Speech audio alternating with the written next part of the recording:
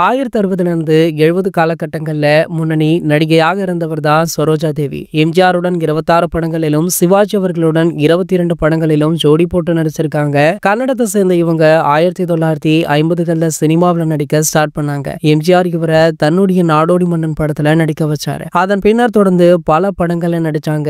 எம்ஜிஆர், சிவாஜி மட்டும் இல்லாம ஜெமினி கணேசன், எஸ் ராஜேந்திரன், முத்துராமன், ரவிச்சந்திரன் உள்ளிட்ட பல நடிகர்களுடன் ஜோடி போட்டு நடிக்க ஆரம்பிச்சாங்க. இவங்களுடைய தாய்மொழி கன்னடம் அப்படின்றதுனால தமிழை கொஞ்சம் கொஞ்சம் பேசுவாங்க. இவர் பேசும் செயலி ரசிகர்களுக்கு ரொம்பவே பிடிக்கும். சிவாஜியுடன் பல நல்ல கதையம்சம் கொண்ட குடும்ப படங்கள்ல நடிச்சிருக்காங்க. அன்பே வா, படகோட்டி, புதிய பறவை அப்படின்னு இவங்க நடிப்புல வெளிவந்த அனைத்து படங்களுமே ஃபேமிலி ஆடியன்ஸுக்கு செம்ம ஃபேவரட்டாக அமைஞ்சது. சோ கொடி கட்டி பறந்த இவங்க தற்போது வயது முதிர்வு காரணமாக ஒரு சில ஆண்டுகள் சினிமா படங்கள்ல நடிப்பதை நிறுத்திட்டாங்க. தற்போது பெங்களூர்ல அவங்களுடைய இல்லத்துல ரெஸ்ட் எடுத்துட்டும் இருந்தாங்க. இன்று காலை திடீரென இவங்களுக்கு உடல்நலம் பாதிக்கப்பட்டு மரணம் அடைந்ததாக ஒரு செய்தி சமூக வலைதளங்கள்ல வைரல் ஆகிட்டு இருக்கு. இதனிடையில பாத்தீங்கன்னா சரோஜா தேவி அவர்களுக்கு ரசிகர்களை தாண்டி பல பிரபலங்களுமே ஆழ்ந்த இரங்கலை தெரிவிச்சிட்டு இருக்காங்க. அந்த வகையில பாத்தீங்கன்னா நடிகை ஷாலினி அவங்களுடைய ஆழ்ந்த இரங்கலை தெரிவிச்சிருக்காங்க. சோ இந்த தகவலுமே தற்போது சமூக வலைதளங்கள்ல